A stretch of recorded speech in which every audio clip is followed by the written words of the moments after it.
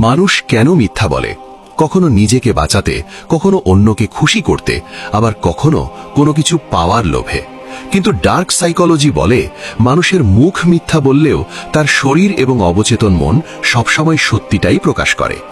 আজ আমি আপনাদের সাথে 8টি বিশেষ সাইকোলজিক্যাল টিপস শেয়ার করব, যা ব্যবহার করে আপনি খুব সহজেই একজন মিথ্যাবাদীকে ধরে ফেলতে পারবেন। প্রথম কৌশল হল অপ্রত্যাশিত প্রশ্ন। মিথ্যাবাদীরা সাধারণত তাদের গল্পের একটি সাজানো চিত্র মনের মধ্যে তৈরি করে রাখে।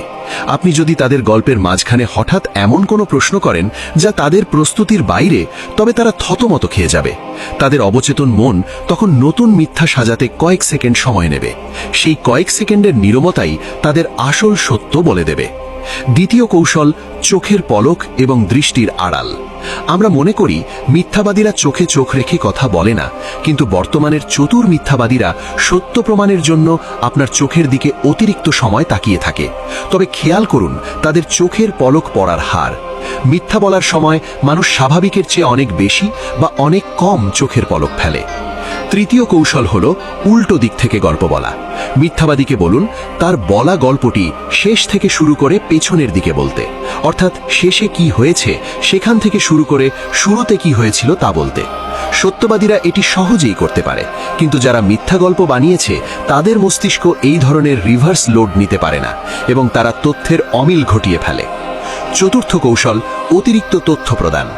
আপনি কি লক্ষ্য করেছেন মিথ্যাবাদীরা যখন কোনো কথা বলে তারা অপ্রয়োজনীয় অনেক ডিটেইল বা তথ্য দেয়? তারা মনে করে যত বেশি তথ্য দেবে গল্পটা তত বেশি বিশ্বাসযোগ্য হবে, কিন্তু আসলে তারা অবচেতনভাবে আপনার উপর প্রভাব খাটাতে চায় যাতে আপনি সন্দেহ না করেন। পঞ্চম কৌশল হল বডি ল্যাঙ্গুয়েজ বা শারীরিক ভাষা। কথা বলার সময় যদি দেখেন কেউ বারবার তার নাক স্পর্শ করছে, মুখ ঢেকে রাখছে বা গলার টাই ঠিক করছে, তবে সাবধান। ডার্ক সাইকোলজি অনুযায়ী মিথ্যা বলার সময় মানুষের নাকে এবং গলায় এক ধরনের চুলকানি বা অস্বস্তি অনুভব হয়, যাকে বলা হয় পিনোকিও ইফেক্ট। ষষ্ঠ কৌশল, গলার স্বরের পরিবর্তন। মিথ্যা বলার সময় মানুষের গলার পিচ বা স্বর হঠাৎ করে উঁচুতে উঠে যায় অথবা খুব নিচু হয়ে যায়। কথা বলার সময় যদি তাদের গলা শুকিয়ে যায় এবং তারা বারবার ঢোক গেলে, তবে বুঝবেন তাদের মস্তিষ্ক মিথ্যার চাপে অনেক বেশি উত্তেজিত হয়ে আছে। সপ্তম কৌশল, রক্ষণাত্মক আচরণ বা ডিফেন্সিভ মোড। আপনি যদি সামান্য সন্দেহ প্রকাশ করেন এবং সামনের মানুষটি হঠাৎ খুব বেশি রেগে যায় বা আপনাকে পাল্টা দোষারোপ করতে শুরু করে, তবে বুঝবেন সে কিছু লুকাচ্ছে।